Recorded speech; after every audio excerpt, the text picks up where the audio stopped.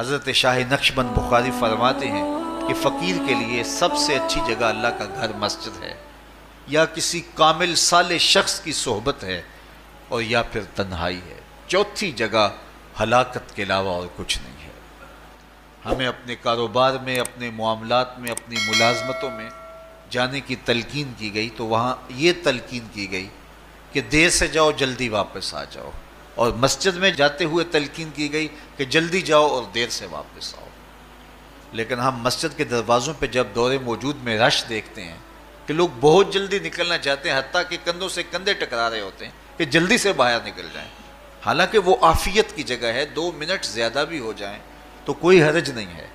اور ایسے لوگوں کو بھی نکلنے میں جلدی کرتے ہوئے دیکھا ہے کہ لگتا تو یہ تھا کہ شاید انہوں نے کسی ضروری کام پہ جانا ہے، لیکن باہر نکل کے بازار میں پھٹے پہ بیٹھے تھے اور مسجد سے نکلنے کی جلدی بہت تھی۔ تو مسجد میں جلدی جاؤ اور دیر سے واپس آؤ، اور بازار میں دیر سے جاؤ اور جلدی واپس آؤ، لیکن ہمارے رویے اس کے برعکس ہو گئے۔ تو تنہائی میں عافیت ہے، خاموشی میں عافیت ہے، اور بھوک میں عافیت ہے، اور یہ ساری چیزیں روزے میں میسر ہیں۔ فرمایا تم سے اگر کوئی شخص الجھے، بحث کرے، لڑائی کرنا چاہے تو تم اسے کہو انی صائم، میں نے روزہ رکھا ہوا ہے۔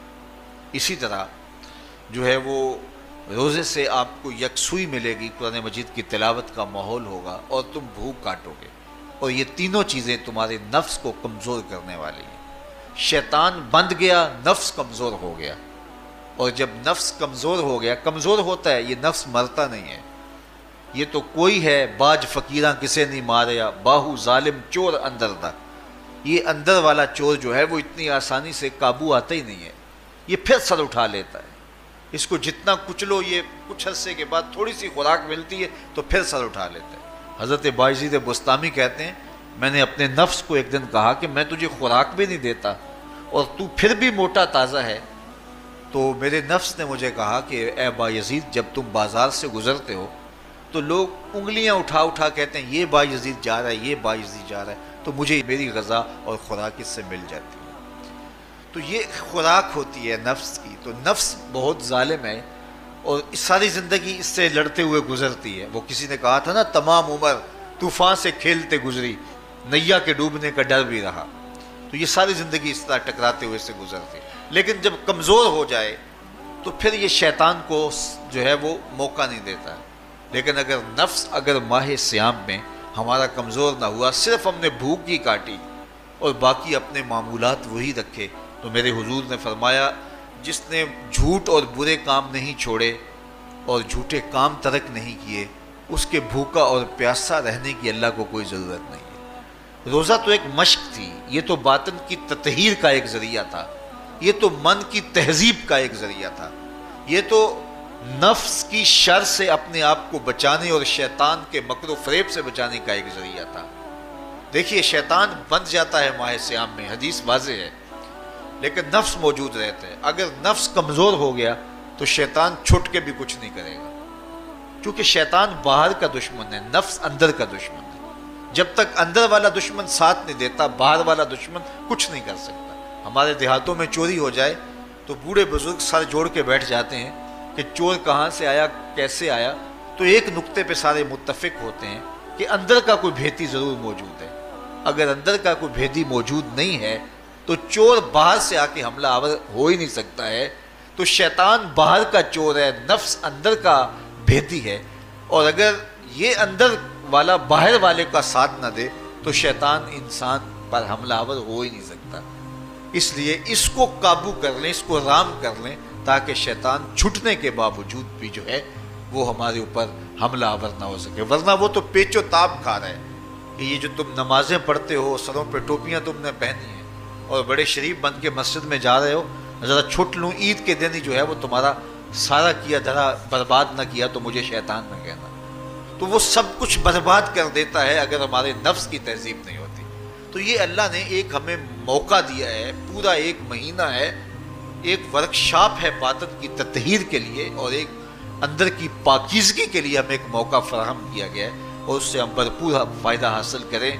قرآن مجید کی کثرت کے ساتھ تلاوت، صلاۃ التراویح میں شمولیت اور خاموشی کا اختیار کرنا، اور جو ہے وہ اللہ کے ذکر فکر کی طرف متوجہ رہنا اور بھوک کاٹنا، اس کا عملی نتیجہ یہ ہوگا کہ اتقاء کی دولت نصیب۔ دیکھیے ماہ صیام میں ہمیں ان کاموں سے بھی روک دیا گیا جو کہ کام جائز تھے، کھانا پینا اور جو ہے وہ اپنی منکوحہ سے جنسی تعلق، یہ تو وہ امور تھے کہ جو جائز تھے، مشروع تھے، لیکن اوقات روزہ میں ان جائز کاموں سے بھی ہمیں روک دیا گیا۔ اس فلسفے کو ہمیں سمجھنا ہوگا کہ جو کام شریعت میں جائز تھے، مشروع تھے، روزہ ان سے بھی رک جانے کا نام ہے، اور جو چیزیں شریعت میں جائز ہی نہیں ہیں، جھوٹ بولنا ہے، غیبت کرنا ہے، بد نگاہی ہے اور دیگر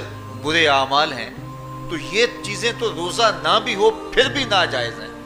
تو جو چیزیں جائز تھی روزے میں ان سے بھی منع کر دیا گیا، اور جو چیزیں ناجائز ہیں تو اگر کوئی شخص ان چیزوں سے نہیں رکتا تو پھر اس نے روزہ کیا رکھا؟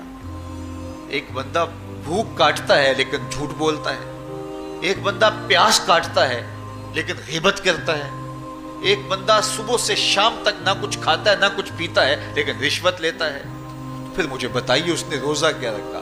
روزہ تو ایک مشق تھی کہ جو چیزیں جائز تھی ان سے بھی منع کر دیا گیا، ان سے بھی روک دیا گیا، اور جو ناجائز تھی وہ تو پہلے ہی ناجائز تھی، روزے کے بغیر بھی ناجائز تھی۔ تو اس لیے روزہ ایک مشق ہے، ہمارے سامنے مرغن غذا موجود ہے، ہمارے پاس سامنے ٹھنڈا مشروب موجود ہے، اور ہمیں مشق کرنے کی تلقین کی گئی کہ تمہیں بھوک ہے، شدت کی پیاس ہے، لیکن صبر کر کے دکھاؤ تم نہیں لوگے، یہ تمہاری مشق ہے۔ تو پھر جو حرام ہوگا، اللہ کی طرف سے ممنوع ہوگا، تو اس کو تم کس طرح لوگے جب تمہاری یہ مشق ہو چکی؟ لیکن ہم اس مشق کے اندر ہی جب ان سے نہیں رکیں گے تو پھر ہمارا روزہ ہی نہیں ہوگا، پھر بھوک اور پیاس کاٹنے کے علاوہ کچھ نہیں ہوگا۔ بہت سارے روزہ دار ایسے ہیں جن کا روزہ سوائے بھوک اور پیاس کاٹنے کے کچھ نہیں ہے۔ اس لیے جن چیزوں سے اللہ نے منع کیا ہے ان سے تو رکنا ہی رکنا ہے، جو چیزیں مشروع ہیں ان سے وقتی طور پہ روکا گیا تو ان سے بھی روک کر کے روزے کی تکمیل کی جائے۔ اچھا، روزے میں ایک اور چیز ہے کہ ہمارے صوفیاء مراقبہ کر کے ایک دولت پاتے ہیں، اور وہ کیا کہ اللہ دیکھ رہا ہے۔ وہ مراقبے میں بیٹھ جاتے ہیں اور اس تصور میں ڈوب جاتے ہیں کہ میرا اللہ مجھے دیکھ رہا ہے، اور یہ یقین اپنے اندر اتارتے رہتے ہیں۔ اس کا نتیجہ یہ ہوتا ہے کہ پھر گناہ کرنا مشکل ہو جاتا ہے۔ یہ تصور جب بندے کے ساتھ جڑ جاتا ہے کہ میرا اللہ مجھے دیکھ رہا ہے۔ ماہ صیام میں یہ دولت اللہ بانٹ دیتا ہے، جو مراقبے سے صوفیاء حاصل کرتے ہیں، اللہ تعالیٰ اس دولت کو اہل ایمان پہ چھڑک دیتا ہے۔ کڑکتی دھوپ، برستی گرمی، زبان کانٹا، ہونٹ خشک، ٹھنڈا پانی دستیاب، دروازہ مقفل، کوئی دیکھنے والا بھی نہیں ہے، لیکن بندہ ایک گھونٹ بھی نہیں پیتا، وضو کرتے بھی احتیاط کرتا ہے کوئی قطرہ حلق سے نیچے نہ اتر جائے، کیوں کہ میرا اللہ مجھے دیکھ رہا ہے۔ جو چیزیں صوفیاء کو مراقبے سے نصیب ہوتی ہیں، ماہ صیام میں اللہ اس دولت کو بانٹ دیتا ہے، چھڑک دیتا ہے، بارش کی طرح وہ دولت برستی ہے، اور یہ تصور ہمارے ساتھ جڑ جاتا ہے کہ میرا اللہ مجھے دیکھ رہا ہے۔ ہم پانی نہیں پیتے، اللہ دیکھ رہا ہے، مرغن غذائیں موجود ہیں کہ اللہ دیکھ رہا ہے۔ تو میں یہ پوچھتا ہوں کہ ہم کھانا نہیں کھاتے کہ اللہ دیکھ رہا ہے، ہم پانی نہیں پیتے کہ اللہ دیکھ رہا ہے، لیکن جب رشوت لے رہے ہوتے ہیں اللہ اس وقت نہیں دیکھتا؟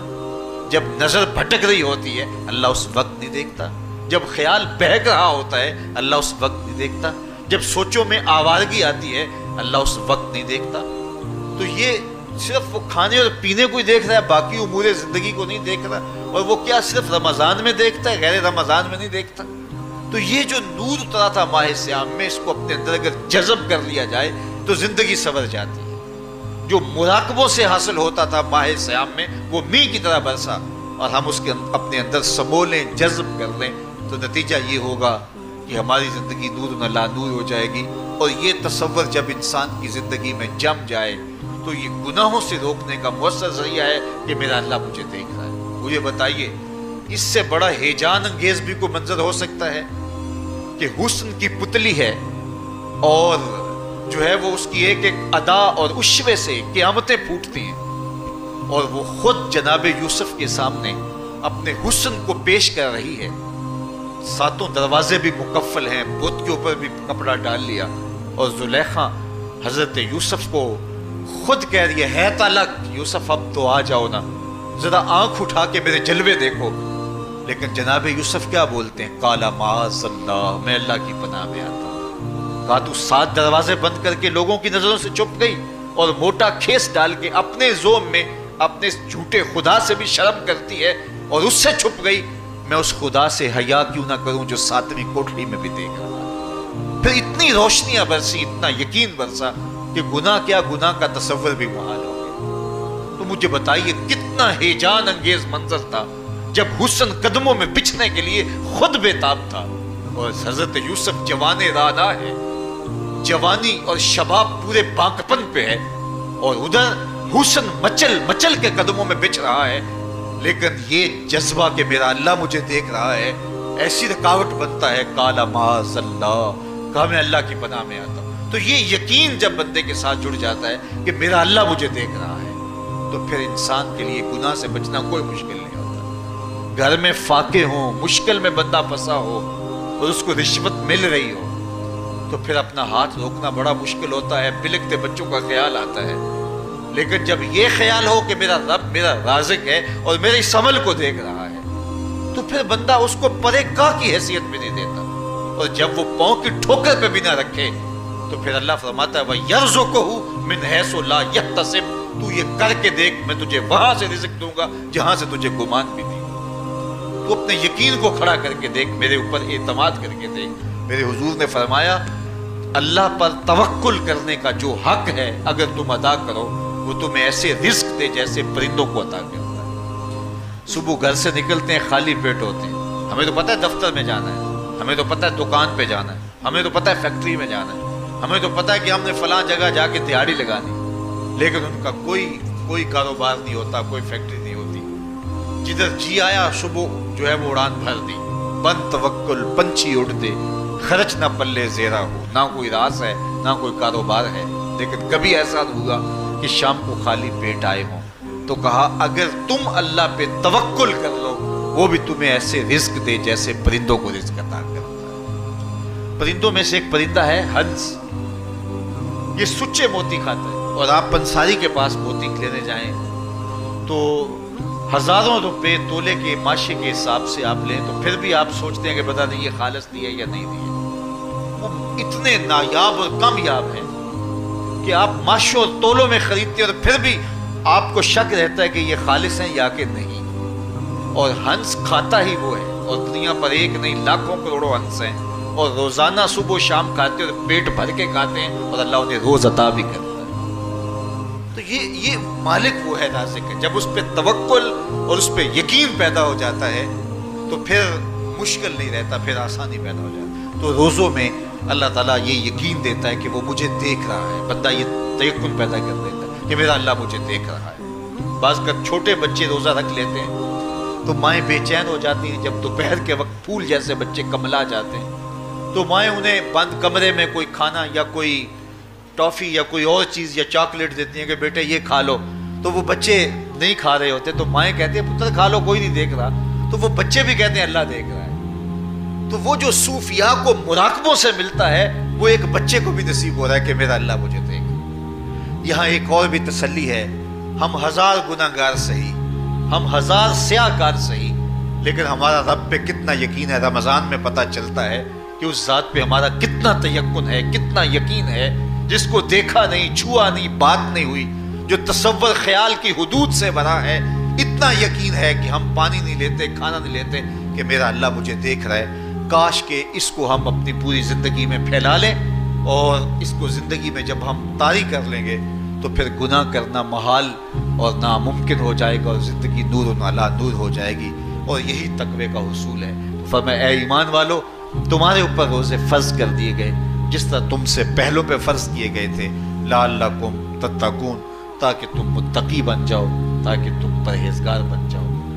حضرت سلمان فارسی رضی اللہ تعالیٰ عنہ سے مروی ہے کہ جب شعبان کی 29 تاریخ ہوتی تو اللہ کے محبوب میں خطبہ ارشاد فرماتے. اس میں رمضان المبارک کے فضائل بیان کرتے اور کہتے تمہارے پاس ایک شہر عظیم عزت اور عظمت والا مہینہ آ رہا ہے جس کا ہر دن باقی سال کے دنوں سے افضل ہے، جس کی ہر رات باقی سال کی راتوں سے افضل ہے، اور اس میں ایک رات ایسی ہے لیلۃ القدر جو 1000 مہینے سے بہتر۔ تو یہ اللہ تعالیٰ کی رحمتوں کا روپ ہے، رحمتوں کے دروازے کھول دیے جاتے ہیں، اور روزہ دار کا روزہ بالخصوص عصر کے وقت، شام کے وقت، پچھلے پہر، روزہ دار کے خالی معدے سے جو ایک بو اٹھتی ہے، مہک اٹھتی ہے، اللہ کو کستوری سے بھی زیادہ محبوب ہوتی ہے۔ اللہ اکبر۔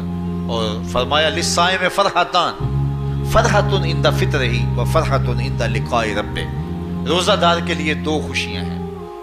ایک خوشی اسے تب ملتی ہے جب وہ روزہ کھولتا ہے، سارے دن کی بھوک اور پیاس کاٹ کے، جب شام کو ٹھنڈا اور میٹھا مشروب اسے ملتا ہے، اور وہ مشروب اپنے جو ہے وہ منہ میں ڈالتا ہے، وہ معدے کی طرف اترتا ہے، تو اس کی زبان بولے نہ بولے اس کا ایک ایک انگ اللہ کی تسبیح بول رہا ہوتا ہے اور اللہ کا شکر ادا کر رہا ہوتا ہے۔ اس وقت اسے ایک عجیب فرحت ہوتی ہے کہ اتنا طویل لمبا روزہ تھا، شکر ہے کہ میرا روزہ تکمیل کو پہنچا۔ ایک روحانی مسرت، پھر روزہ کھلنے کے وقت اس کو بدنی مسرت، تو ایک فرمایا اس کو فرحت تب ملتی ہے جب وہ روزہ کھولتا ہے، وَفَرْحَةٌ عِنْدَ لِقَاءِ رَبِّهِ، اور دوسری فرحت اسے تب ملے گی جب روزے کے صلے میں اللہ اپنے رخ سے پردہ ہٹا دے گا اور اللہ اپنا دیدار عطا فرمائے۔ تو یہ روزے دار کے لیے خوشیاں ہیں۔ خوش نصیب ہیں وہ لوگ جو ماہ صیام کے روزے پورے خشوع و خضوع کے ساتھ رکھتے ہیں اور اس کی برکتوں سے مالا مال ہوتے ہیں۔ ورنہ بعض لوگ میں نے ایسے بھی دیکھے ہیں، وہ چھوٹی چھوٹی بیماریوں کا بہانہ بنا کے روزہ ترک کر دیتے ہیں اور انہیں حوصلہ ہی نہیں پڑتا روزہ رکھنے کا، چونکہ الصوم نصف الصبر، روزہ آدھا صبر ہے۔ میں سمجھتا ہوں، میں شوگر کا مریض ہوں، اور 4 سے 5 گھنٹے اگر مجھے کچھ کھانے کو نہ ملے تو میری طبیعت میں ایسا اضطراب اور بے چینی پیدا ہو جاتی ہے کہ میں گھر والوں سے الجھنے کی کیفیت میں بھی آ جاتا ہوں۔ لیکن ماہ صیام میں 20 گھنٹے بھی کاٹ لیتا ہوں، لیکن میری طبیعت پہ کوئی بوجھ اس لیے نہیں ہوتا کہ میں اللہ کی رضا کو اپنے ذہن کے ایک ایک گوشے میں رکھے ہوئے ہوتا ہوں۔ تو یہ آدھا صبر ہے، یہ صبر سکھاتا ہے۔ اور پھر روزے سے جب ہم بھوک کاٹتے ہیں تو غربا، مساکین، وہ لوگ جو بیچارے بھوک اور پیاس کاٹ کے زندگی گزارتے ہیں، ان کا بھی ہمیں خیال آتا ہے کہ ہمیں تو اپنے اختیار سے چند لمحوں کے لیے بھوک کاٹنی پڑی، تو اس کی الفت اور اس کی اذیت اتنی ہے، تو جو شخص مجبوری کی وجہ سے کاٹتے ہیں اور ان کے بلکتے بچے ان کے سامنے ہوتے ہیں، تو پھر ان کا عالم کیا ہوگا۔ تو اس سے پھر صدقہ اور خیرات کا ماحول پیدا ہوتا ہے۔